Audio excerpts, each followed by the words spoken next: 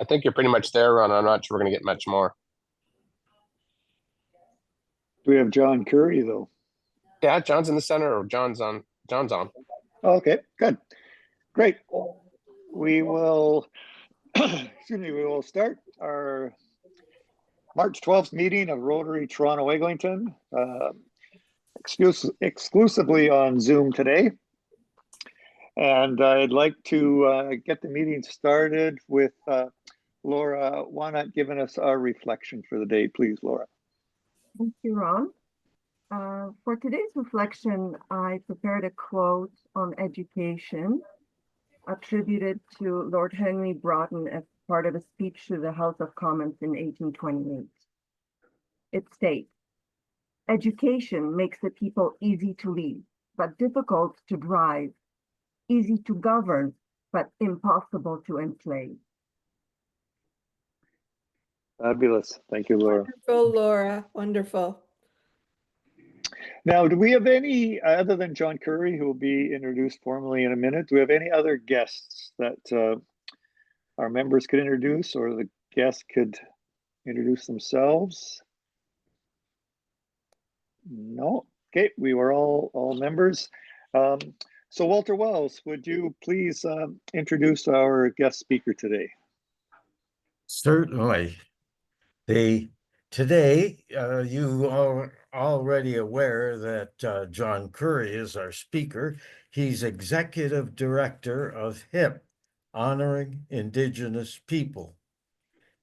HIP is an organization founded by Rotarians under Chris Snyder's leadership specifically, and Chris is a member of the Toronto Rotary Club. John Currie is also a Rotarian, a member and past president of the Pickering Rotary Club. Helping support reconciliation has become a key activity of Rotary in Canada. You're going to hear more about that in a minute. John Currie is a dedicated leader and advocate for fostering relationships between Indigenous and non-Indigenous communities, with a strong focus on empowering youth. John works tirelessly in collaboration, understanding, and meaningful action towards reconciliation. Apart from Rotary, John's dedication to service is evident in his contribution to the City of Pickering Cultural Advisory Committee. His career includes a wealth of experience leading organizational transformation in nonprofits and social enterprises, always with a focus on building bridges and creating positive change. John has been honored with numerous awards recognizing his dedication and contributions, including the City of Pickering Individual Volunteer Civic Award and the Rotary District 7070 Diversity, Equity, and Inclusion Award.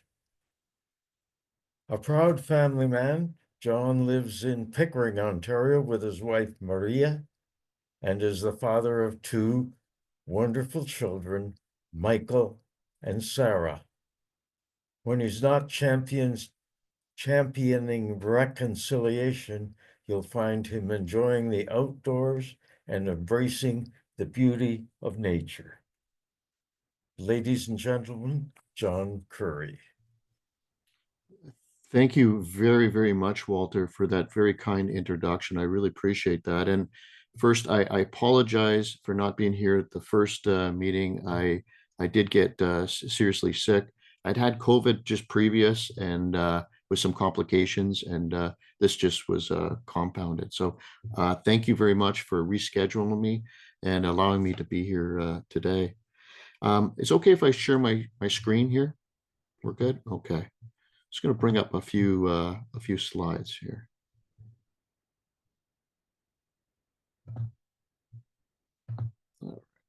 Can everybody see that okay? We're good? I'm very excited. And one, I want to start by also thanking your club. Your club has been extremely supportive. I know we had an event a few years ago, and you really helped us launch and get prepared and actually been supportive of what we call our National Youth to Youth program. The National Youth to Youth program started as pilots many years ago and then grew into the national movement. I'll step back though. I just want to give a little bit of a history on who HIP is. For those that may not know, as Walter was mentioning, HIP was founded by Rotarians with a conversation that came out of reading newspaper and listening to news stories about, what could Rotary do to help Indigenous people across Canada. But the smart thing they did before they even got launched was actually reach out to Indigenous leaders and knowledge keepers and say, if Rotary were to get involved, what would it look like and what would we focus on? And time again, the leaders kept coming back and saying education, education, education. And at that time, I don't think we had a clear concept of what that truly meant. Today, we understand that there's multiple avenues of education. And it's not just the education of Indigenous people or Indigenous youth, it's the education of non-Indigenous is a big part of it as well. It's about learning together, and the program has really truly evolved. If there's anyone that should be partners, it's Indigenous people and Rotarians. We have so much in common. We share the same values. We share the same goals, whether it's environmental, whether it's peace, whether it's clean water. These are all things that we share in common and should be working together, definitely. HIP as an organization is a great example, and there should be a story written just on it alone. As we were getting formed, it was really truly recognized that the best way for us to work was to, if we're going to form a partnership, was to ensure it was equal right from the very beginning. And so the board was actually made of 50% Indigenous and 50% Rotarian. It's actually written into our bylaws that we'll always be 50% Rotarian. It doesn't mean we can't be more Rotary, and it doesn't mean that there's not going to be Indigenous people who are Rotarians, because we do have Rotarians that are Indigenous on our board as well. What's also important was that it's gender balance. And so we have equal number of males and females, and it's also has geographic representation right across Canada. It stretches from one coast to the other. Chris was our chair from the very beginning for the last 10 years. And in the last few months, Chris has stepped down, and the HIP board has chosen a new chair, which is someone you might know as Jim Lowett, who is a past district governor. And he has an interesting story as well, and lots of value to be able to add to HIP as we go forward. Some of you might not know, Jim is both Indigenous and is Indigenous, has Indigenous background, and he obviously is a Rotarian, and I think he's an ideal person to be able to fill that role. So we're very, very excited about our future, and I think we've got lots of really kind of interesting things that I could share with you today. We definitely always want to thank our allies, those who are always supporting. I think that's always got to be first and foremost for people to understand that we can't do this alone. We have hundreds of volunteers across Canada, and it does require funding. Even though those volunteers help us save money at the end of the day, it does cost us funding, and I'll talk a little bit about what our costs are at the end of the day. But this has been a really fantastic group of allies to have. Rotary being one of the biggest allies we have. We have 19 districts across Canada all working together on this project. And I do mean working all together, not just the donations that we receive, because Rotary does in total, on average, donate about 30% when you add it up of our budget. And it's all the volunteers that help make things work. And when we're selecting youth from across Canada for the program, they are very instrumental in making this happen. The Youth to Youth program is absolutely an incredible program. We focus in on ages 15 to 17. And what we do is we actually select an Indigenous and non-Indigenous from all parts of Canada and immerse them in Indigenous culture for over 5 weeks, actually. but there's four weeks are actually online and 1 week is in person. The first national programs that we've had, the first one was held in Winnipeg. Last year it was held in BC, and this year we're holding it in Halifax. When we're doing the selection, it's absolutely incredible. We get more females applying than males, and we get more Indigenous people applying than non-Indigenous, which is something I really kind of got to point out, because to get that support from Indigenous people is absolutely incredible. For Indigenous communities and parents to trust us with their youth, it really says something about our program and about their belief in us as well. The program is very diverse. It's 50% Indigenous and it's 50% non-Indigenous, but the non-Indigenous also represent different ancestries as well. It's not just Indigenous, non-Indigenous relationship building that occurs. It's actually East versus West. There's Indigenous and Indigenous across Canada getting to know each other. And there's all sorts of myths and misconceptions that are broken when they're actually together. So we have 50 youth from all parts of Canada who don't know each other on day one, who become best friends with 49 other individuals who are on this course. And by the time they go to leave, they don't want to leave. There's tears, there's hugs, they're crying. They want to stay connected. Our helpers are absolutely incredible, and we've actually been able to continue to expand and grow our program with our helpers. The helpers are those who escort and oversee to ensure that the youth are safe. The safety of the youth is number one and paramount in everything we do. You got to understand that when these youth leave home, they're on a plane. Sometimes it's the first time that they're ever flying. And where possible, we have helpers coordinated in different areas to be able to travel with them. Our helpers have vulnerability sector checks. They go through harassment and bullying education. They become trauma aware through education there as well. And it's a mix of Indigenous and Rotarians and youth leaders. Very important. What we learned after our first event was that it really works well when we actually select youth from the previous year to become youth leaders in the next year.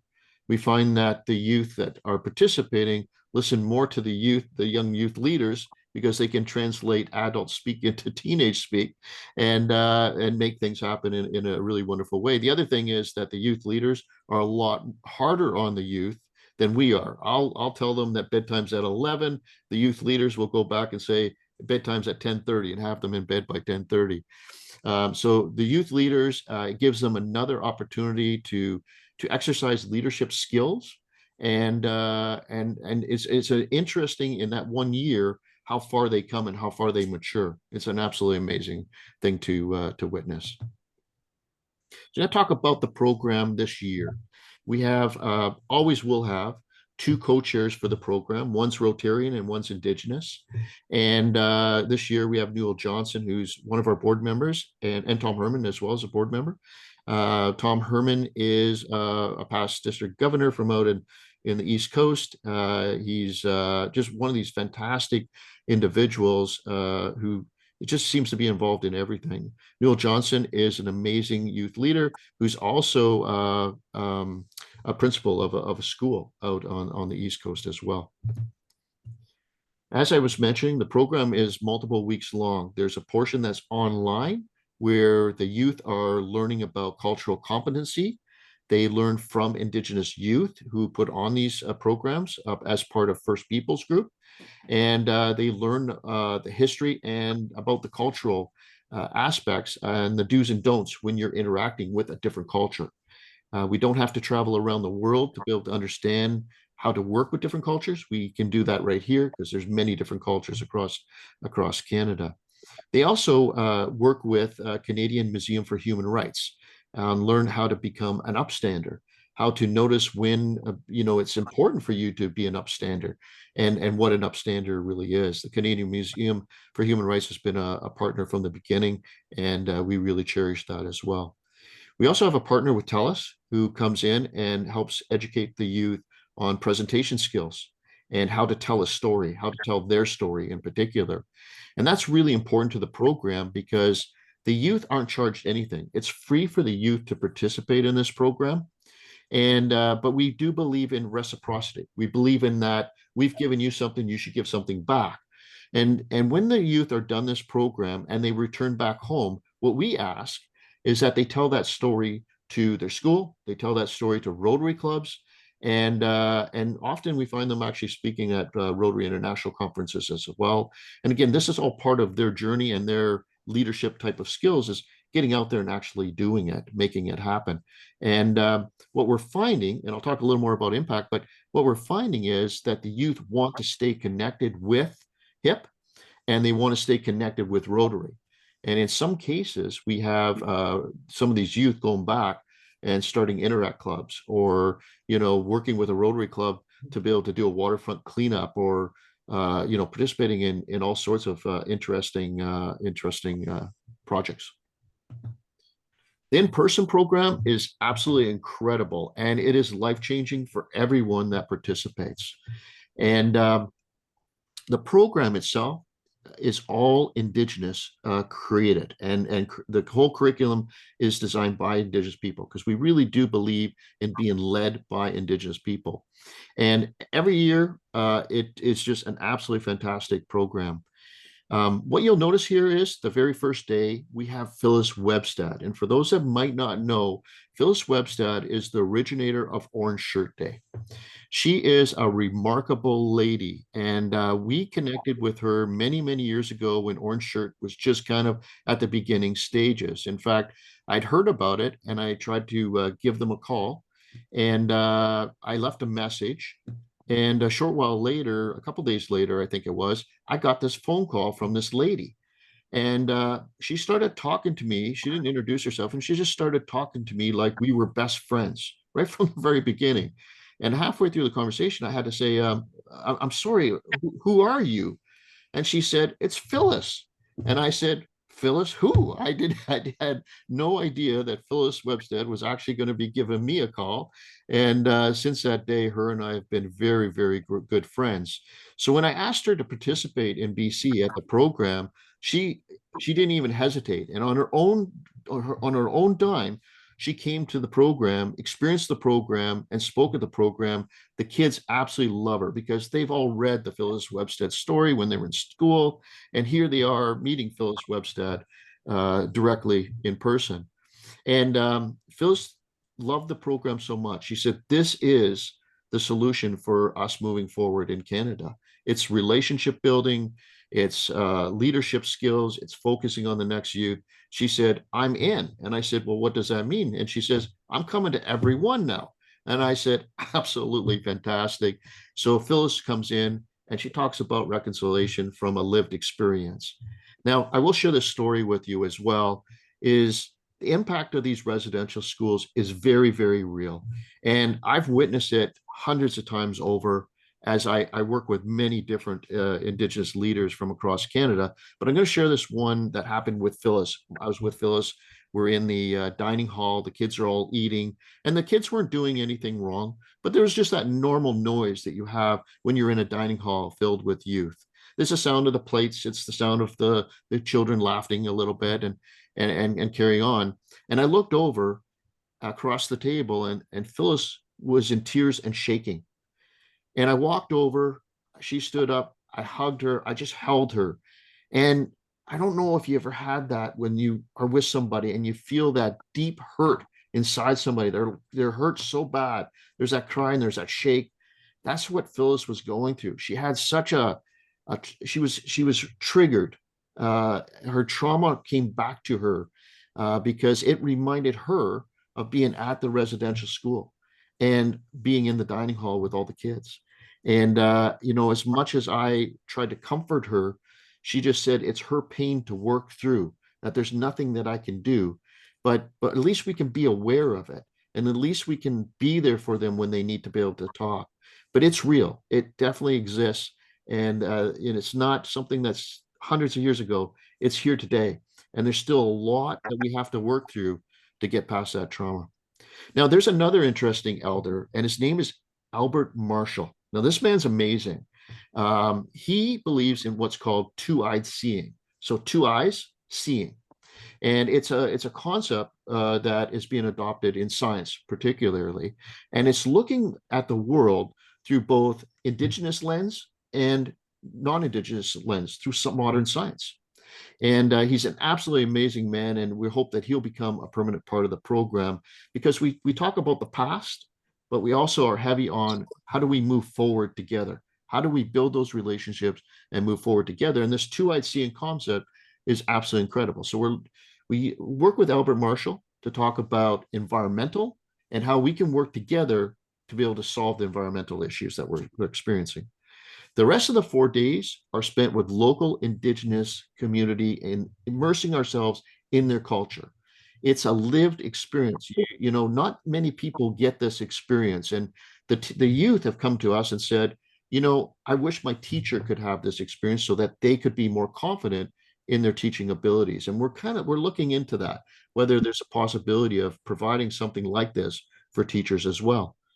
You know, to live in the Indigenous culture for a week, you go back, it's not something you've read in a book. You can actually speak very intelligent about the experience, how you felt, what you went through, all the rest of it. And so the youth return home, many, you know, Indigenous and non-Indigenous, with this lived experience and the shared opportunity to build relationships. We also have a zero waste challenge. So the youth are challenged to reduce any waste and not bring us very much waste at all.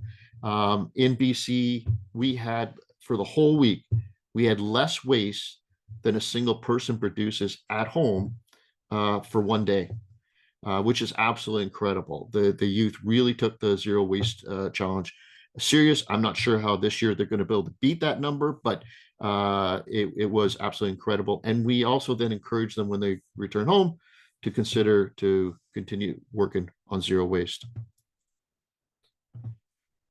I want to thank you for having me, and open it up for any questions. Or actually, first, if you could first maybe let me just share something else with you. Hang on, it's just a quick video, because I can tell you about the program, but let me show you about the program and what the youth are saying about the program.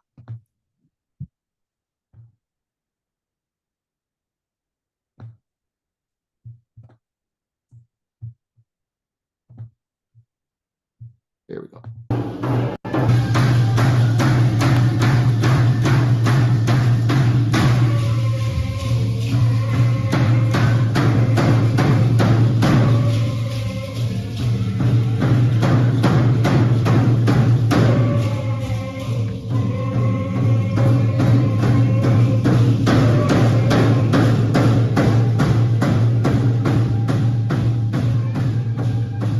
Learning in school and getting the knowledge firsthand is very different. In school, they only teach you a certain amount, and that the teachers are actually able to teach, right? And that the textbooks show. But in here, we learned from Phyllis Webster, the actual person who created Orange Shirt Day, and from residential school survivors. So we got to learn firsthand how it felt, what was going through their minds, and they told us stories, and it just opened up my mind and my perspective. The difference is, like, here we get to, like, hear from elders who actually know, and they have personal, valuable experiences that they have emotion behind and feel. Like, you don't get the same emotion from someone who doesn't know what, like, hadn't gone through it. Can I hear you say chalice? So the X at the back, it's not like chow, like, it's chalice. So it has like a hard X. To be able to have that cultural experience with people who are not of my culture, it gives them the opportunity to be enlightened about the traditions and the routines that our culture holds. And it's a lot better to do than it is to just say. That's okay. Good job. They're very inviting, and it has made me question why the stuff in the past has happened when the culture is so beautiful and the people are so kind and inviting.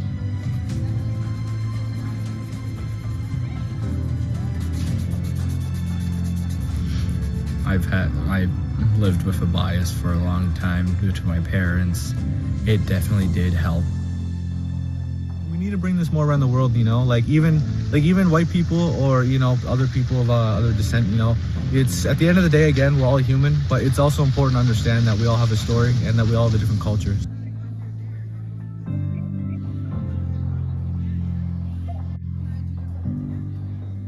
In our school, there's nothing really Indigenous related that goes on. And my goal is to change that. The fact that everyone's so vocal about changes in the world or things that might happen, even nowadays, cultural stuff, the truth and reconciliation, it's nice knowing that people care again. I feel like the experience that we had is shaping this generation of youth, and we are the future, and the experiences that we've had here are gonna forever change our lives. Now, all of these leaders, they're gonna have the knowledge of Indigenous peoples, which has drastically affected the history of Canada. And so to be able to move forward in a positive way, it will be able to help Canada's future leaders to form a better, more positive change in the world. I think I've grown a slighter, stronger understanding of myself and kind of how to interact with others, and the knowledge that I'm going to bring back to my school and that I'm going to share. I feel like it's going to help others grow as well. Honestly, I didn't think it was going to be that great.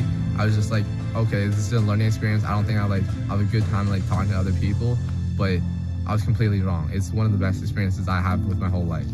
This honestly has changed my life. I love this opportunity. You will not believe how great this place is. You gotta come.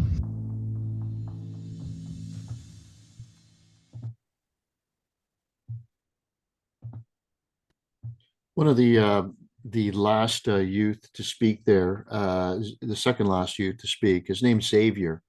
And Xavier lost a parent to suicide, lost a brother to suicide. Wasn't sure where his life was going, to be honest. And he came on the program, not expecting anything, just wanting to get away from where he lived, to be honest with you. And when he went back home, he was so touched by the program. I mean, he was one of these youth that had tears in his eyes as he was leaving, because suddenly he was surrounded by 49 new friends. But here's what's more amazing. He was motivated now to be able to make change happen. He applied to college. He had no plans before. He applied to college. He got accepted to college. He reached out to me right away and said, John, I'm going to college. I'm so excited about this program. Now, that's just one of many, many stories that I get. I get emails all the time. I get phone calls from the youth. It is making a remarkable difference. If you have someone who's in an isolated community and they get a chance to suddenly get to know 49 other youth, and now they're connected with them, it gives them a lot more confidence overall at the end of the day. But the ripple effect isn't just the youth. It's the communities that we go into. When we go to Winnipeg or we go to BC, we've got Indigenous and non-Indigenous people working together to put the program on. And oftentimes they've never even spoken to each other before we arrived. And when we leave after working on this program, they know each other and they work on other things together as well. Listen, thank you so much for having me here today, and love to be able to open up if you have any questions for me.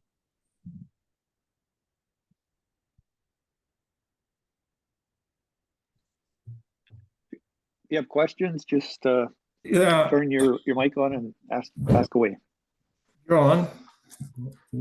John, how do you follow up?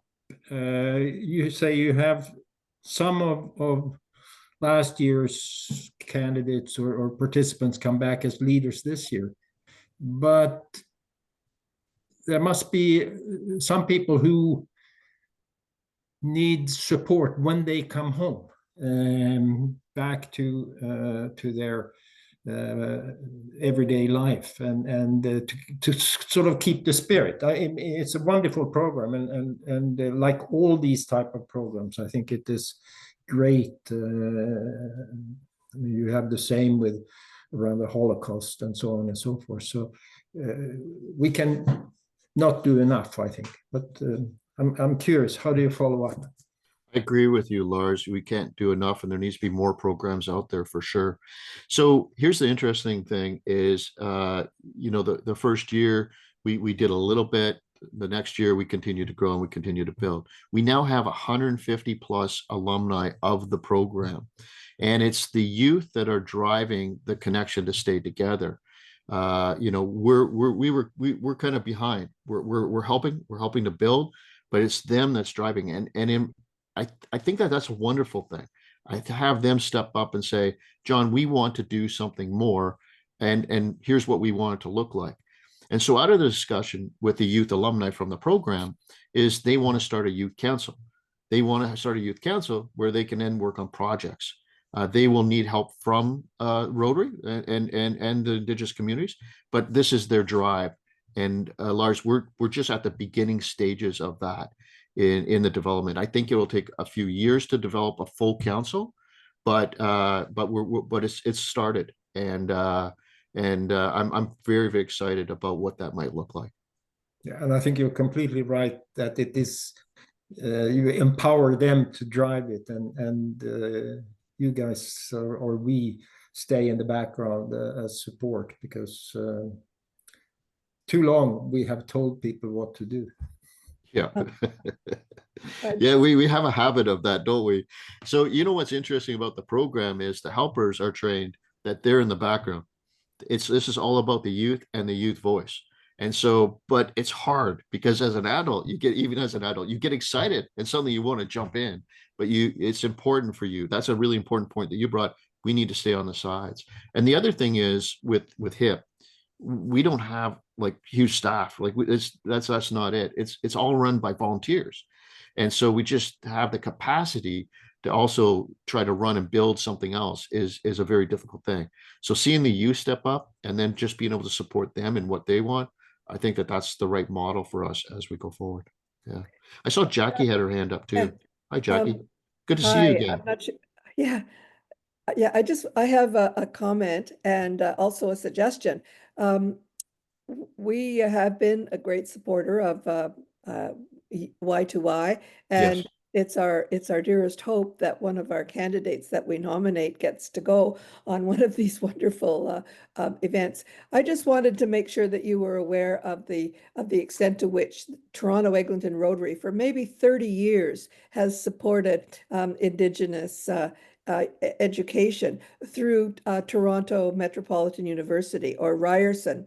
And just a little bit of Rotary magic. About 5 years ago, we received a very generous donation, which enabled us to set up something called the SAGE Award. It's a bursary to support Indigenous students into graduate school. So it was a $150,000 contribution. So we were able to give out $30,000 for 5 years to an Indigenous student at TMU. And when the money ran out this year, one of our members who wants to remain anonymous stepped up and made a similar donation of $100,000. Wow. So that's Wow. going to continue for another 5 years. Now, it's the only people who are eligible for this are students at Toronto Metropolitan University. So I'm wondering, you talked about one of these students going to college. Is there an opportunity for you to put this on your website that this is available at TMU? Because we also Absolutely, absolutely. And in fact, that's one of the things we've been talking about is there are scholarships and there's programs across Canada, and not just the Indigenous, but also the non-Indigenous would make great candidates for some of these scholarships and bursaries that exist. But we got to find a way maybe to centralize it a little bit so we can have it all on one list. And honestly, sometimes it's a capacity issue. If I had a volunteer maybe that could help just organize just that across Canada, I think that would be a wonderful thing. But Well, I'm not quite there yet. I'll send you the information. Perfect. And the other suggestion I have is we've recently got connected with an organization called Facing History and Ourselves. It's been around for about 50 years in the US and came to Canada in 1999. And what they do is they provide resources for teachers, text resources, and in-person workshops where they help teachers basically converse about these very sensitive issues, residential schools, anti-Semitism, whatever.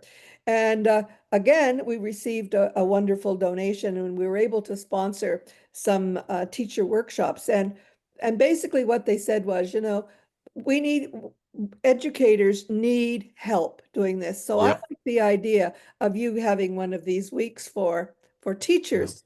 Yeah. And I'll send you the link to Facing History and Ourself, because I think they'd be a great organization to partner with. They're already national, and they have resources, and they have some financing, but perhaps some Rotary clubs could come on board and help you with this.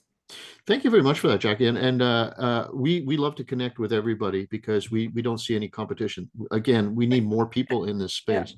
Yeah. I'm flying to Thunder Bay next week to talk to the college and to talk to the Indigenous communities around that area, because there is a group that's kind of starting to form for Ontario at least. To be able to say, yes, we have to provide a similar immersive experience. It's one thing to read a book, but when you actually go through the ceremony and you actually spend a week immersed in it, there's a whole different enlightenment that comes from that. And you can walk away with that lived experience. To talk to Phyllis directly, or to talk to a residential school directly, teachers don't have this available to them just where they are. So they go onto a reservation. Many people, is the first time they're on the reservation. Here's one other point I want to leave too, is by working together, we uncover problems with our systems. And I'm going to give you this example. When we were working in Winnipeg for the event there, we were holding the very first of its kind, 50 youth from across Canada on a reservation, coming to a reservation. And suddenly I got a roadblock that said we couldn't have insurance. And I'm like, what do you mean we can't have insurance? Because we're going on a reservation, they weren't going to give us insurance. This is part of Canada too. What difference did that make? Well, then they started coming up with excuses, and they said, well, you're going to be cleaning rabbits while you're there. And I won't go into details about how to clean a rabbit, but to clean a rabbit, you start with just a paring knife. And these are 15 to 17-year-olds that are going to be working at it. And they said, because you're going to use a knife, we can't insure you. All these weird excuses. I got to tell you, we had a bigger knife at the old spaghetti factory to cut the bread than we did when we were cleaning the rabbits. It's totally ridiculous. Well, together we worked on fixing that. We did get the insurance at the end of the day. It took us 6 months to do that. But we would have never known that the system was broken if we hadn't experienced that together. And the more times we work together, the more of these type of things that'll come up, and we got to fix them. So, but yes, Jackie, thank you so much. If you don't mind sharing, I really appreciate that. So thank you very much. Jackie, just to build on that, you and Tom and Norma participated because 3 weeks ago in one seminar, and there is a workshop in August. Would it be possible to smuggle in someone from? Oh, of course. I think that would be a great, because it would be of interest to them, to us, and to HIP. Oh, thank you for that. I'll let you know. They're held at it's 2 days in August at Oise, and I'll let you know the date. Yeah. Okay, that sounds great. Thank you so much. John? Oh, John, how are you, Tom? Very good. So sometimes I get yellow around my picture, but I don't get it today. So it's green. I see it as green right now. One of the problems of being so successful is you let people down when they can't go. Yes, that's true. And do you have any tips for how do we handle it? Because I know the Trails group and I worked on a candidate, and they spent time and they were massively disappointed because of the agenda, because of everything you're doing. It's the right thing to do today. And there's got to be people that feel hurt because they get turned down, Do you follow up with any of them? Do you have any other programs? So what we do is we work closely with the different districts. And the wonderful thing about Rotary is we have lots of other programs, right? Youth programs. In our district, 7070, for example, Mark Chipman runs a lot of the youth programs. And we often say, try to make sure we stay in touch with those youth and make sure that they know about these other programs, and we encourage them to get involved in them. Just the RILIS program, or, there's just so much that they can be involved in. So I do think, though, Tom, to your point, we have to be doing a better job of that. We're doing it, but I don't think we're consistent in all regions across Canada. And I have spoken to many of the youth who who have felt hurt about not making the program, and it definitely is challenging. In some cases, we can have them apply for the next year, depending on their age. We would love to be able to expand the program, but that becomes a money issue as well. I mean, if we're holding it 1 week, we could hold it 2 weeks and have two different groups coming and going. I mean, that's something we could end up doing in the future. But yes, Tom, you raise a very, very valid point, and they're just as important as the youth who make it on the trip. And we have to make sure that we're providing them with alternatives as well. So thank you for raising that. John, what would it cost to run it for another week? The biggest cost for us is flights. And so, we're between $80,000 and $100,000 just in flights alone. The program, once it's all set up and we have it, probably not as much if we held it back to back as the full budget. So it's probably about 60-50% of our budget to be able to do it again, which is not too bad. To run one of these is $300,000. So, to run it two back to back, we're probably looking at what, 450, I think, somewhere in there, 455. So yeah, it's something we're toying with. We're kind of trying to figure things out. We really have a great model. Like now it's like we just repeat, and it's fantastic. Here's some other good news. The 2026 is going to be held in Southern Ontario at Six Nations. And we're very, very excited about that as well. The other group that's interested, because as you know, Rotarians, everything news spreads. And so we've got this international audience going, why can't we send our kids to this program as well? And so there's talk about having an international program, maybe each country having a national one, and then sending maybe top students to an international. So lots and lots of really great conversations that are going on. Last year, you had somebody pick up the tab totally. Is that an ongoing? No, I did not have anybody pick up the tab totally. I raised every dollar, pretty much every single dollar myself. And I got to tell you, I didn't have all the money in the door when the event was happening. So a lot of it was extended from myself into the program. And Jim and I, we worked very hard to get it in the door. And I think it was a month later that the program was actually finally paid for. No, every dollar's raised. Now, I will tell you that we did get a grant from Canadian Heritage. We had a grant for the first one. They didn't work out for the second one, but we did get one for this one, and we got one for 2026. And that's $120,000. So we have $120,000 for this year, and we have another $120,000 for next year, which is a huge help. Huge help for us. And wherever possible, we look for the gifts in kind. In some cases, we can have facilities that we're staying at or leveraging often help us out with gifts in kind. For example, Acadia University this year is really, truly helping us out a lot with the accommodations and the facilities for where we're going to stay. So yeah, no, it's hard work. It definitely is hard work to raise all those funds. I really do appreciate Rotary because, again, that's 30% comes from Rotary. That's huge. And it's, I've heard of Rotary clubs from across Canada. I'm not sure how they heard about us, and we get this check from them. And Rotary is an amazing, amazing organization. When we need something done, I put the word out, and Rotarians are on it and help make things happen. So really, really incredible. John, would the Museum of Human Rights in Winnipeg be ever interested in taking this on and like making Winnipeg their home, the home for this, rather than moving it around? Well, I maybe. I mean, they definitely are supportive of our program, but the thing about the program that's very unique is that rotating it around helps those different regions that we go into. It helps them connect, and there's a big impact of that as well. And so I think there's a huge benefit to actually rotating it around right now. But to your point, I mean, there's lots of different options. As we're looking at the teacher program, for example, the colleges are saying, hey, we'd love to be able to host this HIP program in our college. And so, maybe we'll be doing stuff like that in the future as well. Will you be at Calgary? in the international convention? I am hoping that's 2027, but I will for the youth program. But I will be there in Calgary in the spring, absolutely. And we have there's a space that we'll have a teepee, and other Indigenous partners will be there.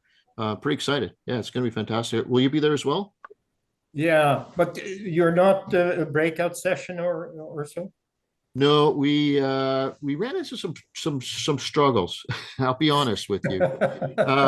That's unfortunate. Rotary leadership is fantastic. Like Jennifer Jones, all them really supportive, fantastic.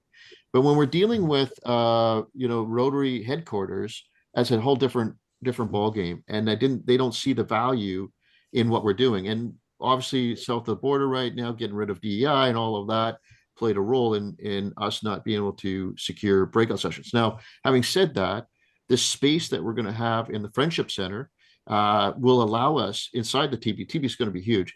And so inside the TP, we can have smaller sessions, and we're going to be having smaller talks. And then outside the TP, we can have one-on-ones with people as well. So very, very excited about that. Yeah.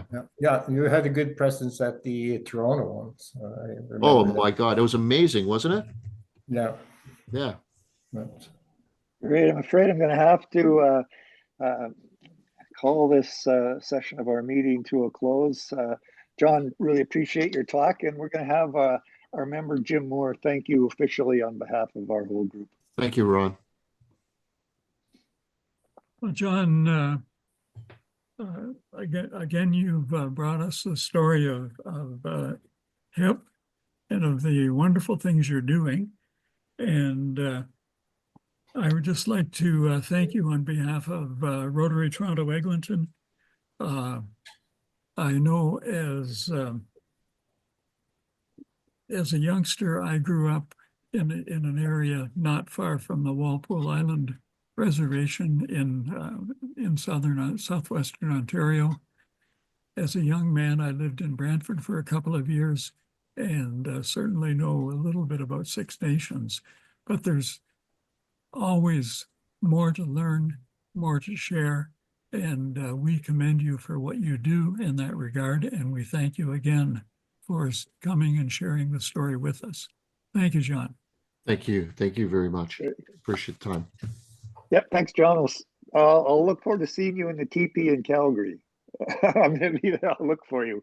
Love it. As you Love know, it. we're going to continue on with our regular Rotary meeting, and we understand you've got lots to do. Thanks for joining us today to give this presentation. Thank you very much for having me and rescheduling again. I really appreciate it. You're wonderful people. We'll chat again soon. Take care. Great. Yeah, thanks, John. Great. Well, while everyone is thinking about what they're happy about as we get ready for Happy Bucks, I'll mention a couple of people that are happy, and those are members who are having birthdays this week. Tim Vermeulen's birthday is today, and one of our returning members, Joseph Marquez, his birthday is on Friday. Is there anybody else who's had a birthday or anything else that they're happy about?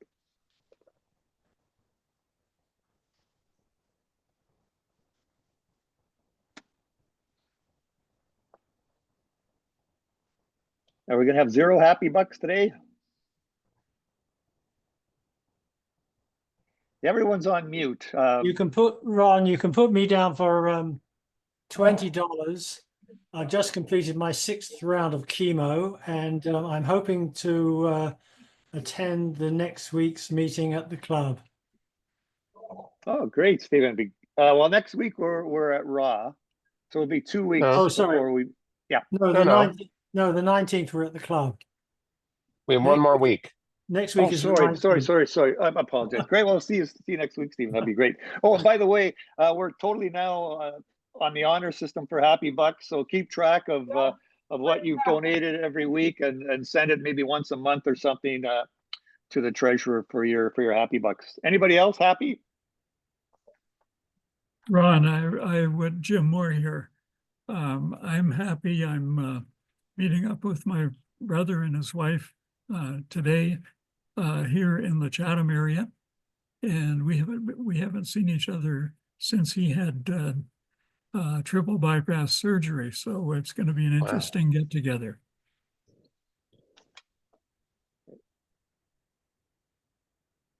Busy. That it for Happy Bucks? Okay, Lars, President Lars, you can take over for your session of the program and any committee reports that that people want to give today. Yeah, thank you, Ron, and very interesting, Walter. Thank you for getting John to speak about HIP. It's a great program. So, and today is Albert Hitchcock Day. The day itself is a mystery. No one really knows why. March 12 has no special connection with Hitchcock. But one day, 1 year, March 12 just became Alfred Hitchcock Day, and it has stayed that way. And it's celebrated all over the world, London and San Francisco in particular. And it's always with some connection to the movies.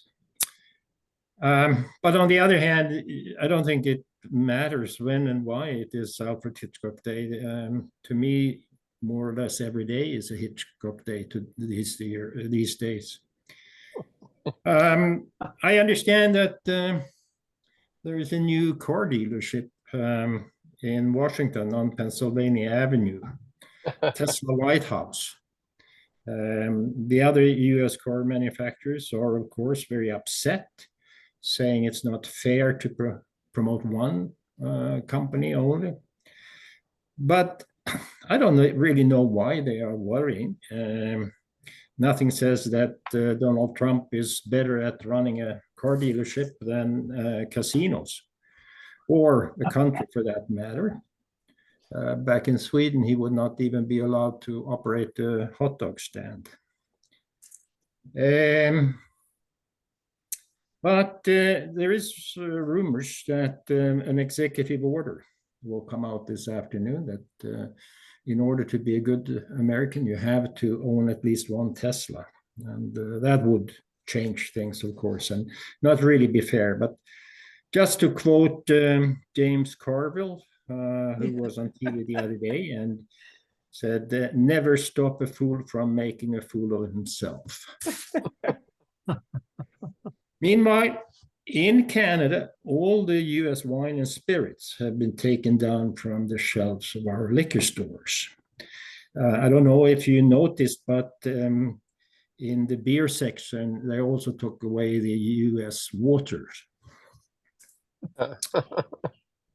Internationally, on this day, coming back to the 12th of March, in 1918, Lenin took some advice from Canadian history. He moved the capital of Russia or Soviet Union back to Moscow from St. Petersburg. He felt that Petrograd, which was the Russian name at the time, was too easy for foreign forces to invade. But here are some of the things we can do about Rotary in the near future in our vicinity. It may be a little late, but I'm sure they would be happy to see anyone still manage to squeeze people in. The East York Club and the East Toronto clubs are organizing the Toronto, the Magic of Rotary dinner and show in Scarborough at Fodio Esteria, and that is in support of the Rotary Foundation. Mm-hmm. If you want to be in Oshawa, there is a dinner for the along the night of the 1,000 dinners, which is raising funds for the Canadian Landmines Foundation. We used to actually, and I brought it up occasionally in archive, but we used in our district to be very active, arranging night of 1,000 dinners. I think we should consider doing it, combining it with home hospitality. That would be one way of doing it. All the Irish or those who want to be Irish or feel Irish can participate in the district's portion of the St. Patrick's Day parade on Sunday. at noon in Toronto. And on Tuesday, there is a seminar, web seminar, 6 o'clock, arranged by the district's peace committee. Naveen is chair of that. Naveen, who is from the Scarborough Club and run project, and harmonizing hearts and hands for peace is the title of that. And registration is done on the district website. And on Saturday,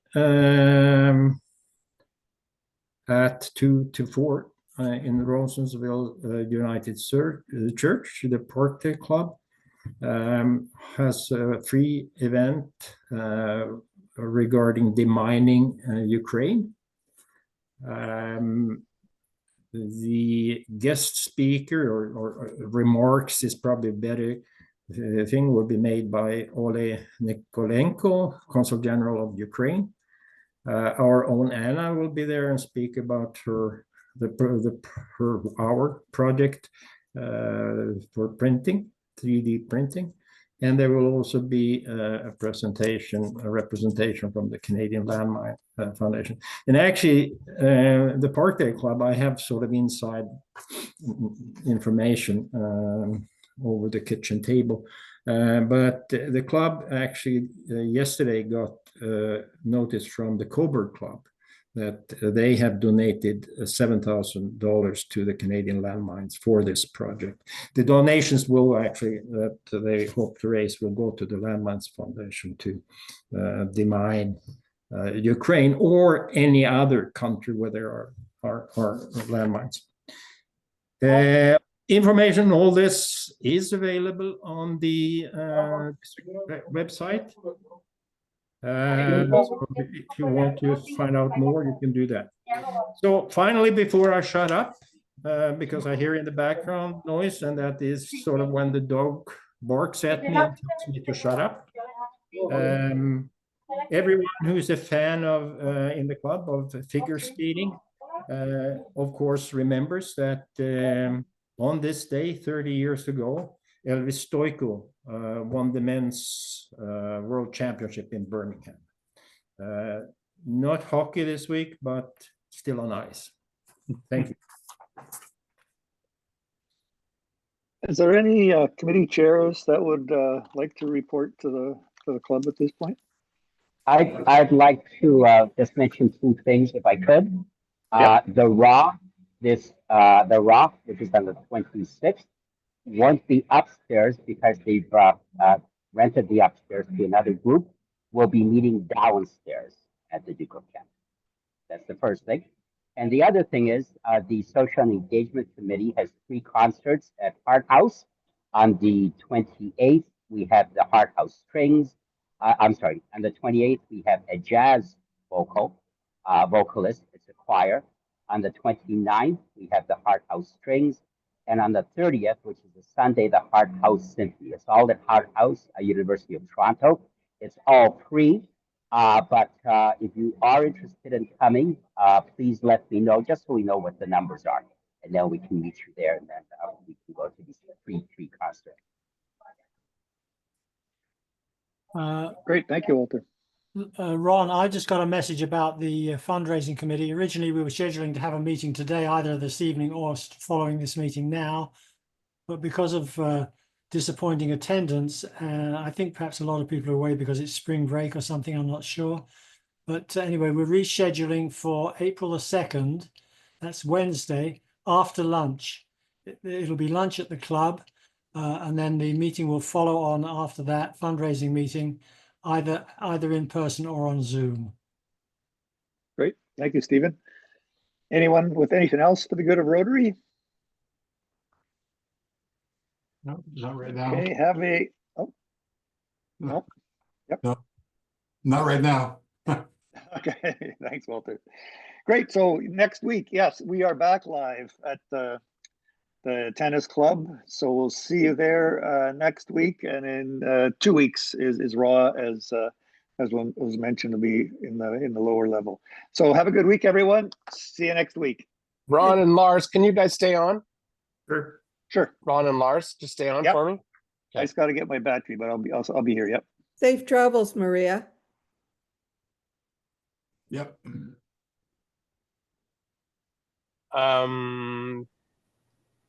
Let's wait for Ron to come back on. Okay, before David, Yeah. I'd like to have a youth committee meeting at the club. So is it Okay. next week we're going to meet at the club? Who do I ask? No, you can stay at the club if you're going to be all in person. If someone's going to be on Zoom, you kind of have to let me know. They can. I think whoever comes, we'll have a meeting and we'll get some stuff done. That's all. Yeah, so you can do it after. You can just do it after. Just let everybody know in your committee that you're going to have a meeting after the lunch. So if they're attending, then they can come. That's all. Just make sure your committee members know that you're going to have something. Okay, You have trails on the way home, eh? Thank you. Ron and Lars, you guys, everybody else can leave. You guys don't need to stay. I'm just asking. I want to talk to these two. I am not going to be. I may be able to get on, but I'm not going to be able to run the meeting on Zoom next week. Okay. But the thing I can do is, I've learned now that I can actually set up the Zoom to start running even without me setting it up, like without me even being the host. So you guys can get on beforehand. I'm trying to find a way to make you the co-host so that you could co-host it. Right. But I just want to let you know that I don't know who's speaking next week. But I'm just letting you know that I won't be I may be able to come on my phone and then start it, but I won't be able to stay on. Right. It's just I've got family and we're actually doing something. We're up at the theme parks next week and I'm going to be in the middle of a park, middle of the day. No, we gotta have a way to do this when this kind of thing happens. So we'll figure it out. We got to figure it out because as of the end of April, I'm gone for 3 weeks and I'm in Europe and I won't be able to do anything at all. Okay, so good. Yep. we're going to figure it out. And that's the next pod though too, right? In April. I know. Yeah, Is we're that trying to. No, it's Lisa next pod. Okay. Yeah. All right. Okay. So I'm trying to work with her right now to get her speakers and everything up and running. So we'll see what happens. Good. We'll figure this out before I go away because I'm back in April. And we can try and figure it out before I go away. Get everything up and running on the computer. But I just want to let you guys know. So I don't know who the speaker is, so I won't be able to host them with their presentation. So I will work with Stephen on that to start with, and then see if we can't get it on a stick. But I just want to give you a heads up on that. Appreciate that. Okay. Yeah. No, we should be able to put the USB in. I know one of the problems we're having is just with the width of the podium that the USB sticks for. Well, we'll figure out those details. Yeah. I mean, we can always. Well, that's something we'll have to figure out at a later date. But I get that too. Yeah. Okay. No, it's good. Yeah, Okay. Stephen, do you recall who is speaking next? Steven's not on. He's not on. Okay. He got off. But I'll reach out to him, let him know that whoever he's speaking, I could be a Walter guy again. I can't remember. I have to look at my list. I think so, but I think it is on the calendar, so I can. Yeah. Okay. So I just want to make sure that he's aware and that and the speaker is aware that you may have a little bit different style going on. But we'll see what happens. But I just want to give you a heads up at least a week out. Thank you. Okay. Appreciate that. Good. Thanks, guys. Super. Okay. Have a good one. Yeah. Okay. Thanks, everyone. Bye.